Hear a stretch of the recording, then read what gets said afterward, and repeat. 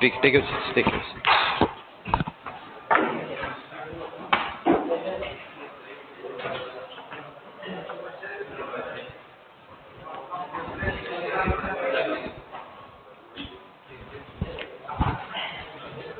So hope that you are done with the reinforcement calculation for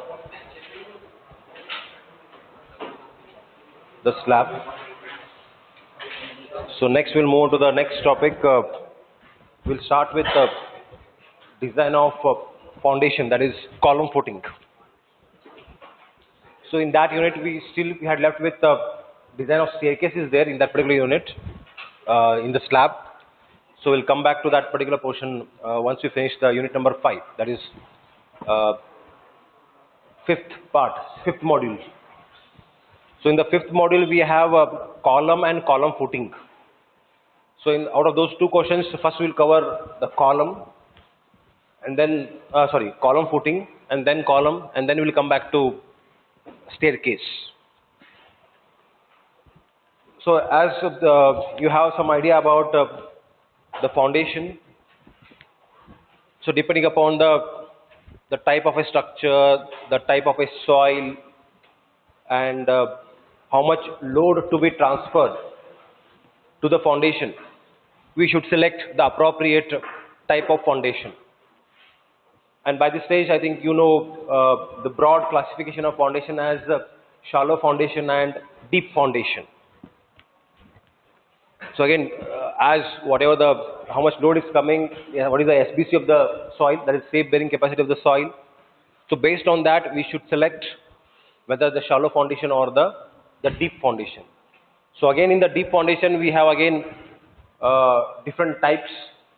So in that one, we have isolated column footing, combined footing, mat foundation, raft foundation, pile foundation. Next, caissons are there. So like that, we have again, depending upon the site conditions, we can select the appropriate type of foundation. But as far as concerned to your syllabus in this particular semester, you are going to deal with isolated column footing. So isolated column footing, it means we have only one column, and for that we have to provide the foundation. And that isolated column footing may be rectangle, may be square, maybe depending upon the site condition, even you can go with circular. But generally the circular is avoided because even it may not affect much in your designs. Whatever the load you want to transfer, only it will enhance your calculation part. But that's why in most of the cases, 99.99%, nobody will go for circular footing. Either they will go for, because of the practical considerations, you can't put a circular hole and for the column and you can put the footing for that. So that's why even in practice, it is very not provided in the sites. We can go for either square or rectangular column footing. So as the name is there, square means the dimensions are of square shape. So where we have to find the bending moment as per short span and the long span, because there will be, when I say rectangle, it will have a short span and long span for the footing. So obviously whatever the reinforcement we provide along the short span and long span, it should be as per the bending moment induced. If it is a square footing, so whatever the reinforcement you provide in the one direction, the same reinforcement has to be provided in the other direction because it is a square. So in that case, short span and long span both are equal. So if only one design is done, same design we can provide for the other dimension, other side. But in case of rectangle column footing, you should get the reinforcement short span as well as the long span reinforcement. So first we will have the overall steps involved in the column footing design. So again in that one, we'll come across with two cases for the column. Axial column footing with no bending moment. So axial loading. And the second case is with moment. So because by this stage I think you have analyzed the portal frames and by referring the different boundary conditions, you had analyzed the portal frame. So for example, if I take a simple portal frame, say of 2 stories,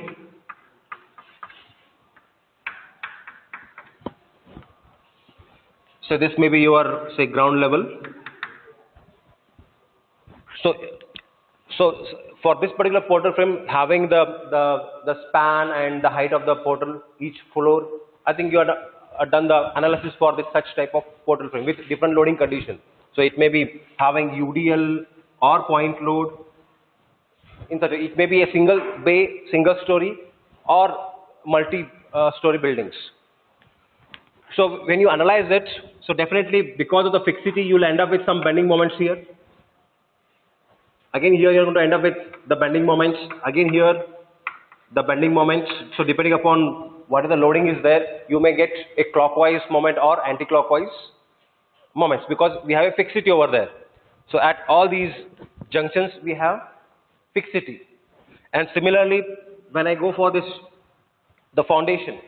So if you assume this as a fixed support, then definitely you may have either clockwise or anti-clockwise moments here at the foundation level. So if the fixity is available at the foundation level, then some moment will be there. So whenever you want to design a column footing, means this is the portion where the column footing is or the foundation is provided. So when we have this particular bending moment along with the axial load. So axial load is nothing but whatever the loads are there on the slab, it will transfer to the beam. So if I take this as one example, we are putting the load on the slab. So this may be the ground floor slab. So we are putting load here. So the load will be transferred from the slab to the beam. So from beam, it will transfer to the supporting system. And that supporting system is the columns. So again, that has to transfer to the foundation. So this is how the load path in a building. So this is for the first floor. Similarly, for the second floor, again the slab is there. Slab load will transfer to the beam. So this beam will take the load of this particular slab along with whatever the loads are there, dead load, live load, all categories of the loads. It will take the beam. Again, the beam has to be analyzed. So when you analyze this particular beam, you will get the reactions along with the moments at the supporting system. Since here a column is there, so fixity is there. So when fixity is there, so moment is going to get developed over there. So for the given loading condition, you will get the bending moment diagram as well as the shear force diagram for this particular beam. So whatever the shear force is there, that will act as a axial load on the column. So if I refer this particular portal frame, so definitely it will have some shear along with the moment at the end. So this shear, whatever you are going to get, because I think you had done already with such calculations in your structural analysis. You had gone through the shear force and bending moment calculations, and then you had plotted the diagrams, is it? So the same shear force, whatever you get here, this shear force will act as a axial load on the column, because we have to satisfy the Newton's third law of motion. Every action has equal and opposite reaction. So here actions are due to this all loadings. Some action is there on the support, and the support is offering the reaction in the form of shear force. That's why the complete system is in equilibrium condition. So that's why the structure is stable. If structure is not in equilibrium condition, what happens? It will get collapsed, because here loadings are more gravitational forces are there. The loads are along the gravitational direction. So definitely the structure will get collapsed. It will not fly in the air because the loads are acting downwards. So if that conditions of equilibrium are satisfied, then only the structure will be in the stable condition. So because of this action, we have this axial force on the columns. It will have the reaction. So this reaction is nothing but your shear force, the axial. So whatever that action is there, that we have to consider as the axial load on the column. So when I refer that, so definitely we have some axial load here to balance that. So whatever the shear force at this level, because this shear force will be considered next this shear force depending upon the number of floors. At each floor you will come up with some reaction. So here shear force 1 I will call it as, here I will call it as shear force 2. So depending upon the number of floors you will have n number of the shear forces at the support. So all those you have to add up, because all those will act vertically downward only to make the system in equilibrium. So whatever the axial load is there, it is a summation of all the shear forces at a particular support. So then we are going to get this axial load on the column. And if the end support is a fixed support, definitely you will have some moment over here. So then whatever the foundation you are going to design, it should be the combined effect. You have to consider the moment as well as the axial load, and you have to design the foundation. If this end support, if you refer it as a hinge support, if I refer it as a hinge support, I think such analysis you have done it, structural analysis with different boundary conditions or the support condition. If it is a hinge support, then we know that at hinge support the moment induced is 0. So here moment will not be there, only the axial force will be there. So you have to design the foundation for the only axial load. So this is the two major types of the foundations what we may come across. I think in your syllabus with moment, I think it is not there, only axial load is there. So again, if it is with moment is there, then whatever the soil pressure is there at the foundation, it is not uniform, because some moment is there at the foundation level. So because of that moment, it may be clockwise or anti-clockwise, the pressure diagram what we draw at the foundation level, it is not uniform. It will be a trapezoidal shape. So again, the additional steps are involved when we have a moment. But if axial loadings are there, then whatever the pressure diagram is there at the foundation level, it is uniform pressure, because the loading is axial.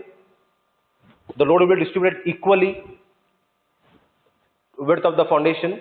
So whatever the pressure is there, it will be a uniform soil pressure. So that we'll discuss when we go for the complete analysis. So this is what the brief idea about the isolated column footing what we are going to design. Two categories, axial loading and with moment. If moment is there, then we have to analyze for the pressure diagram also, because we have a variation in the pressure and we have to make sure that the pressure should not go in negative. So when you plot the pressure diagram, it should not go in negative. That is one part. And second case, whatever the pressure is there, it has to be within the safe bearing capacity of the soil. SBC, what we say, the safe bearing capacity. So whatever the pressure it is going to develop, it should be less than the safe bearing capacity of the soil. If it exceeds that, what happens? We have a safe bearing capacity of soil, has some capacity. If you load it heavier, so definitely it will not take up all those stresses. So foundation get collapsed, means it will not hold that much of stress. So there the column may start settling down. When it settles down, the structures, the moment distribution, whatever is there, again it will redistribute for that settlement, and the moments may go in reverse direction. If it goes in reverse direction, your structure collapse if it is not designed for that.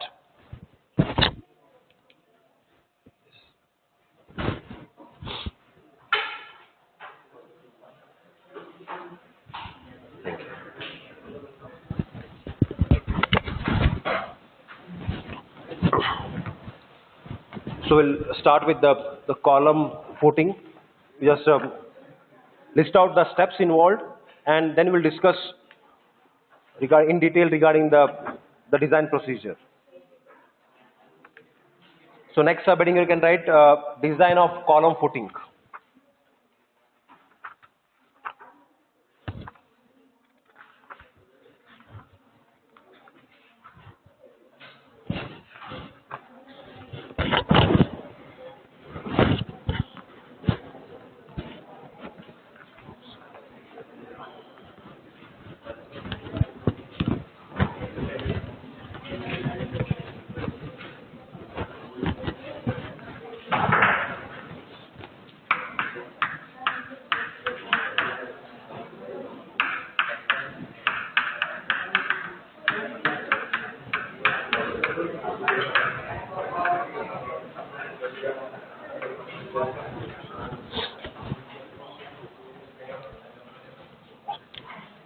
So straight away we will go for the given data.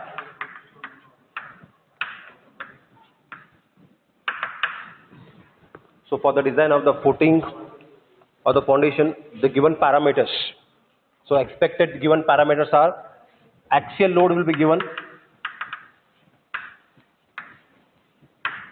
axial load. So generally we will refer it with capital P. So axial load generally is referred with P. Next, size of column may be given.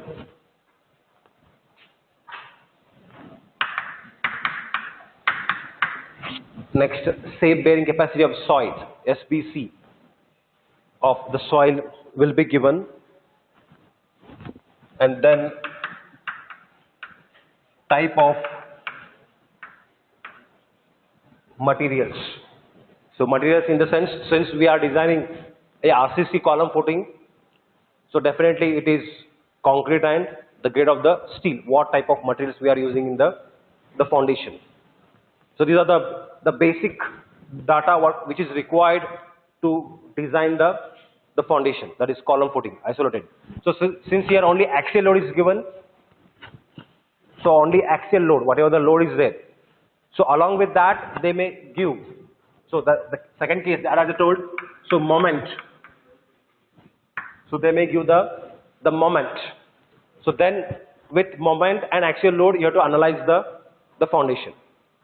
But right now we'll don't discuss about this moment because all the steps are the same.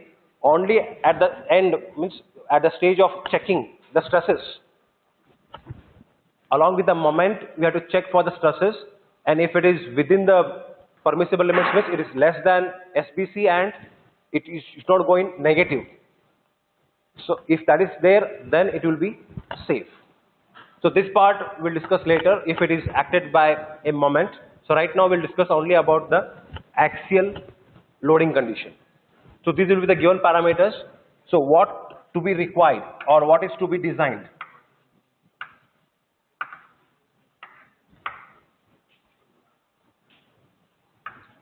So here required will be size of footing, size of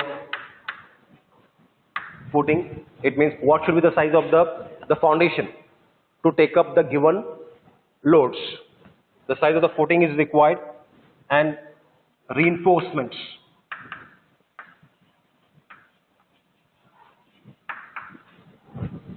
So reinforcement and corresponding detailing of that.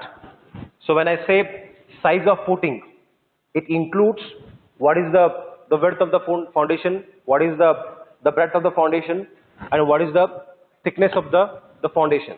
So that deals with size of footing.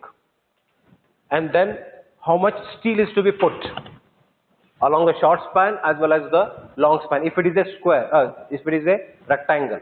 If it is square, so obviously we have to provide in both the directions the same reinforcement. No need to calculate the same reinforcement once again. Only one direction you calculate the reinforcement, and you can say that because of it is a square footing, provide same reinforcement along the other direction. So here these two major designs has to be done for the footing. So steps involved. The first step,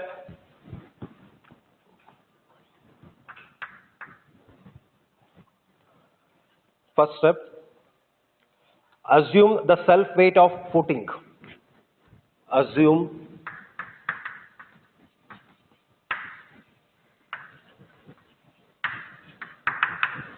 self weight of footing. So as per the Indian standard, about 10% of the axial load, 10% of the axial load, that is P, is assumed, because in the beginning we don't know what is the size of the footing, because whatever the weight of the foundation is there, that also again the concrete what we put in the column footing, it will act on the foundation itself. So we have to consider the weight of that foundation. So as per the standards, the code has given 10% of whatever the axial load it has to take. So your axial load will be given to you. 10% of that, we have to assume it as the self-weight of the footing. So that is the first stage. Next, second step. So again in this one, now you have to go for the total load. So total load will be, so axial load is coming, that is P plus 10% we have to add it on that. So it is 10% of P. So adding these two will get, so in we can put it as P plus 10% means 0.1 times P. I can put 10% means 10 divided by 100. So it is 0.1 times the P value, where P is the axial load. So next, second step, area of footing required. Area of footing required. So what should be the area of the footing required? So I'll call it as capital A. So A is equal to, so this total load I will call it as small w. So just give a notation here. So you can give any notation for that. So I'll call this as total load as small w. So required area will be small w divided by SBC. Small w divided by SBC. So this will give how much area is of the footing required. Then depending upon whether you want to provide a rectangular footing or square footing, you should decide what is the width of the foundation and what is the length of the foundation. So in this step only, you write down first one, the first case. If square footing is to be provided, if square footing is to be provided, then side of a footing, side, S-I-D-E, side length, you can put the side length of a footing, side length of a footing is equal to square root of A. Straight away we have to take the square root of area required, because when you want to provide a square, both the sides has to be equal. So then side of a footing is equal to square root of A. So when you take a square root, you may come with some decimal, say 1.802 or something you may get. You may not get the exact round value. So in such cases you have to go for the next higher value, the round value. Generally it is multiples of, even we can go with 5 centimeter or 10 centimeter. Multiples of 5 or 10 centimeter, we can go to the next higher value. So for example, in this case, if you get 1.802, then you can make it to 1.85 or you can make it to 1.9 meter. That is the side of a square footing. So in that case, if I put the schematic diagram for the footing, so this will be the square footing, having both the dimensions equal. So this dimension will be I can make it to 1.85 multiple of 5 centimeters. So I am getting here a square root as 1.802. The next round value, 1.85 by 1.85. So this will be the size of the footing, but still depth has to be finalized. That will complete the first part, the size of the footing, the dimensions. So when I go for this 1.85 by 1.85, so definitely whatever the stresses are there, it will distribute to the larger area, because the basic concept of stress, load divided by area. If area increases, stress decreases. So here the SBC is given as, this is the safe bearing capacity. The stress should not exceed beyond this limit. That is only the check what you have to make it for the stresses.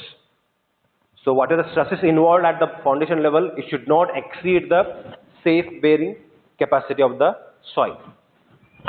So if it is square, this calculation we have to do it.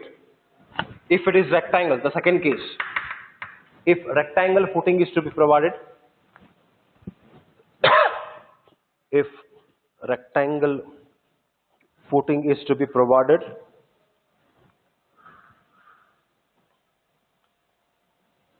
if rectangle footing is to be provided,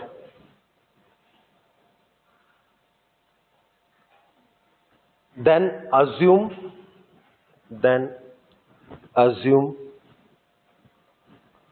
one side length,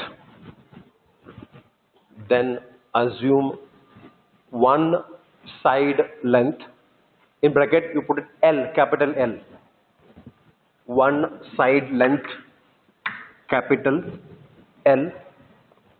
So here when we want to assume this capital L, so the general thumb rule is, as usual you have to take a square root of this, whatever the area required, and whatever dimension you are going to get, you make to the next some round value, multiples, say around more than 20 centimeter or 30 centimeter or 50 centimeter, more than that, because we want to fix up one side as the longer dimension, one side as the longer direction as L, shorter direction we'll call it as the B value. You just give a notation, the longer dimension and the shorter dimension of a footing. So if rectangle is there, then you have to assume one side length, the larger side length L, and to assume this, as usual you will take the square root. So when you take a square root, example as I had given, it is 1.802. So we'll make to the some next higher value, you can assume it as 2 meters. So L you have to assume it as 2 meters. Then you have to get the another dimension as B is equal to A divided by L. So we'll get the size of a rectangular footing. So in such case, your B value is definitely less than 2 meters.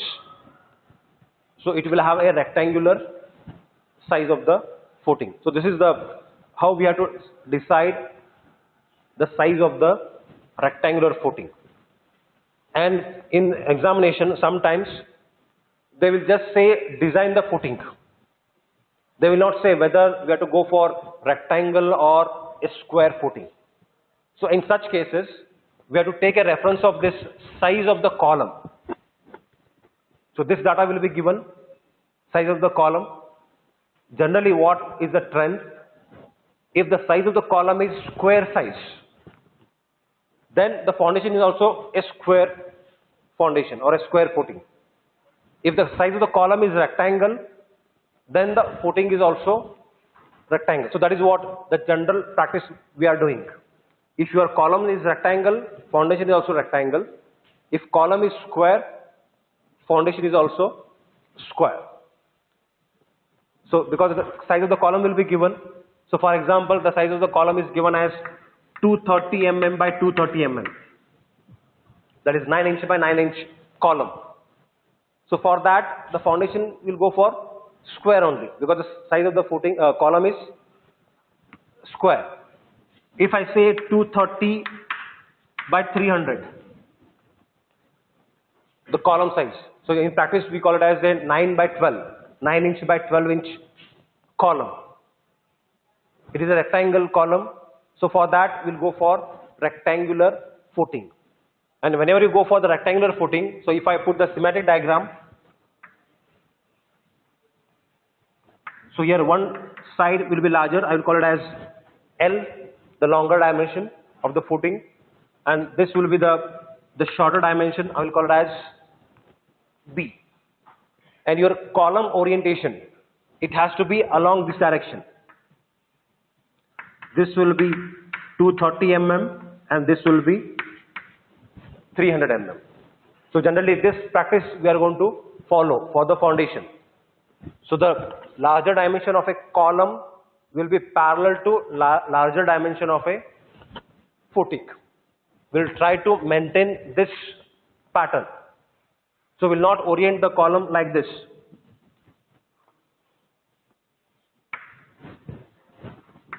This is 230 and this is 300. Generally we will try to avoid this combination. But in some cases, practical, because of the practical reasons, it may happen that you should provide the footing with opposite to this pattern. Parallel will not be achieved. That depends upon the site condition. Even in that such case, you can design it, but accordingly you have to put the steel along the short span and the long span. Nothing will be wrong in that. You can design for this case also. But as per this case, you should get the bending moment and the corresponding reinforcement has to be put.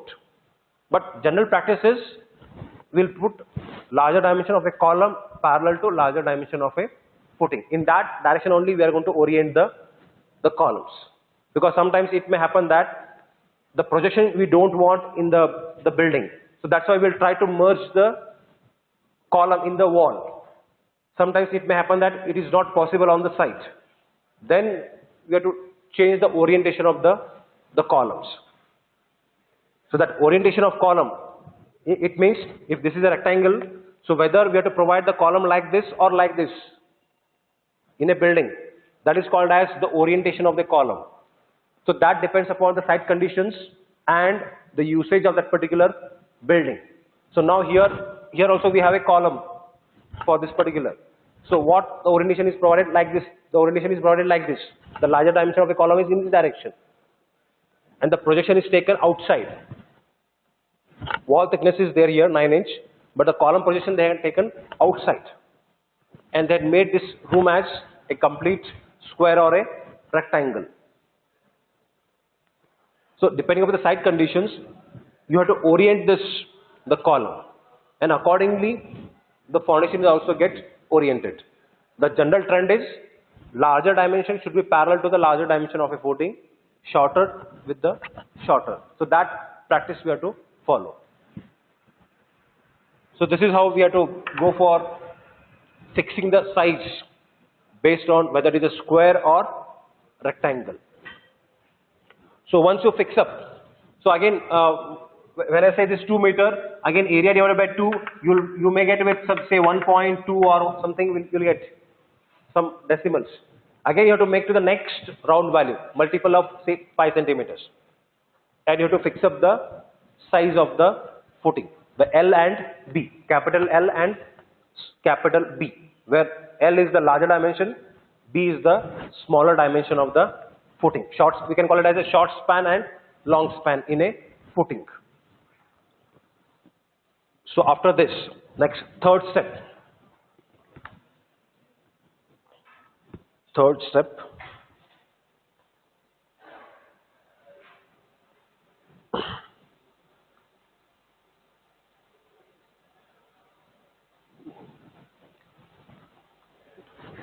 Pressure. We have to go for the pressure calculation, that is soil pressure.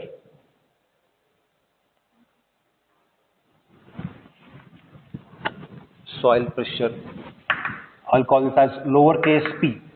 Soil pressure P is equal to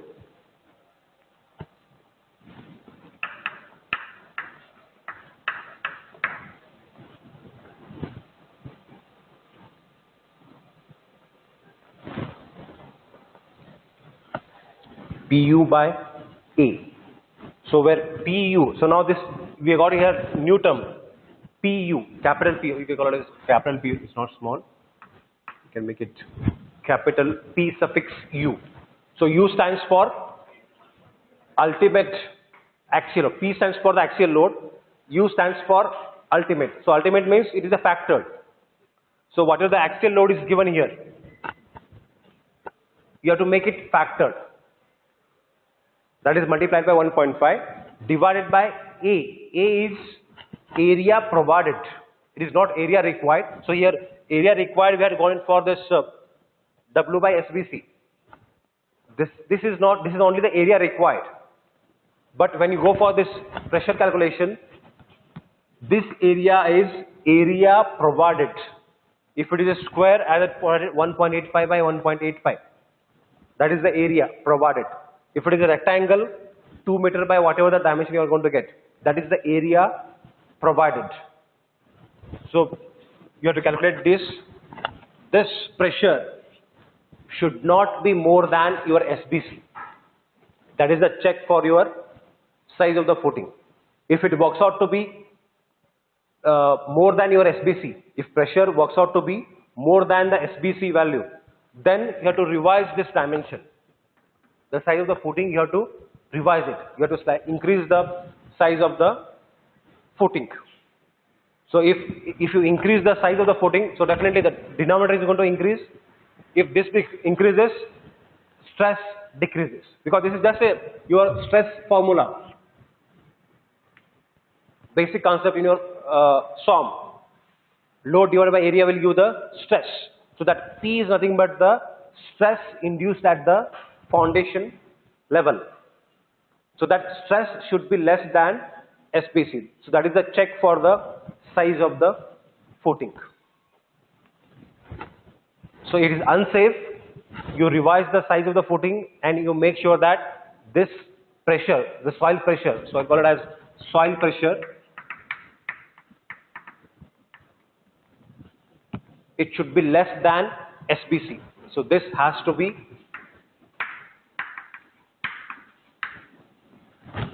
less than the SBC. Then only your size is safe, because the stresses are less than the SBC. If this condition is achieved, then you have to go for the bending moment calculations.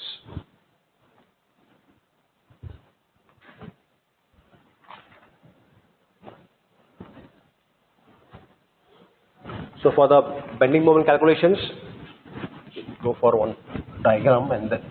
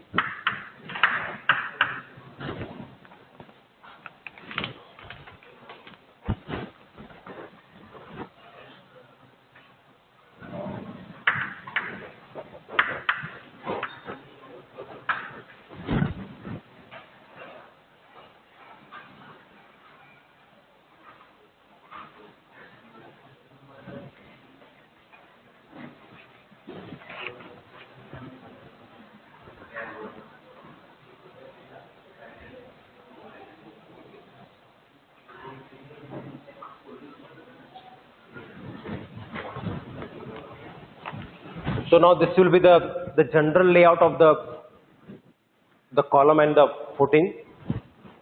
So if it is a square, means is L is equal to B if it is a square. If it is rectangle, then the larger dimension and the shorter dimension. So I will take example of rectangle only. So because we have to find the moment in both the directions, in the short span as well as in the long span. In case of a square, only one direction is enough. The same concept we have to apply for the one dimension, one side. So first I will discuss regarding the rectangle only. So when I refer this column and the column footing, so this is in the plan. If you look from the top, this is the column and the column footing. Now when I refer a face, a reference axis passing to the face of the column, the shorter span. So this portion will act as a cantilever portion. So if I take the elevation of this, so this is the column, and again depending upon again the footing, we can provide a sloping footing and rectangular footing depending upon the shape of the footing what you provide. You can provide a sloping footing or a rectangular footing. But nowadays, it is generally preferred to go for a rectangular footing. So in earlier, we used to go for even both the designs are safe. But because of the practical reasons, nowadays they are going for rectangular footing only in most of the cases. Because it is easy to do the concreting and easy to compact the concrete and to achieve a rectangular shape easily. If you put a sloping footing, then we should have that sloping profile on the side. Whatever the design you are going to do for a particular slope, that same slope you should maintain on the site. So to maintain that slope on the site, it is quite difficult. Difficult in the sense, it requires some more time because you have to arrange for all that complete, that slope you have to maintain it. And while maintaining, you have to do the concreting as well as you have to achieve the required level of compaction of the concrete. So that's why, because of it will make some delay in concreting process. So what generally they are doing, they will go for rectangle so that the compaction is very easy and there is no need to take more care about the profile of the footing. Straight away they can put the boxes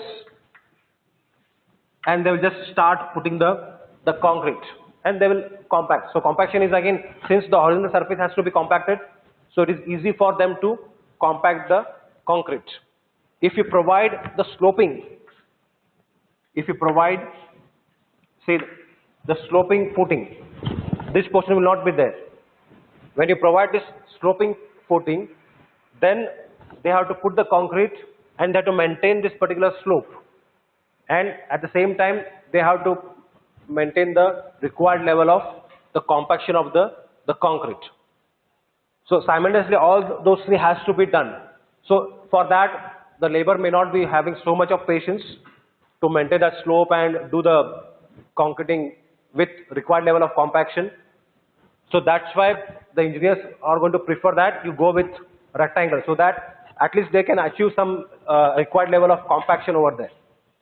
So they will just put the box, the formwork, and just they will just go on putting the concrete, and they will compact at regular intervals.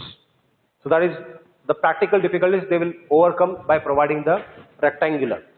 So whether you provide a sloping or rectangle, both are the safe designs. So as per site conditions, you can go for either rectangle or the square footing. So right now we'll discuss about a square footing. So now if I take a section here, so this is the elevation. So this will be the continuation. Somewhere here your ground level may be there.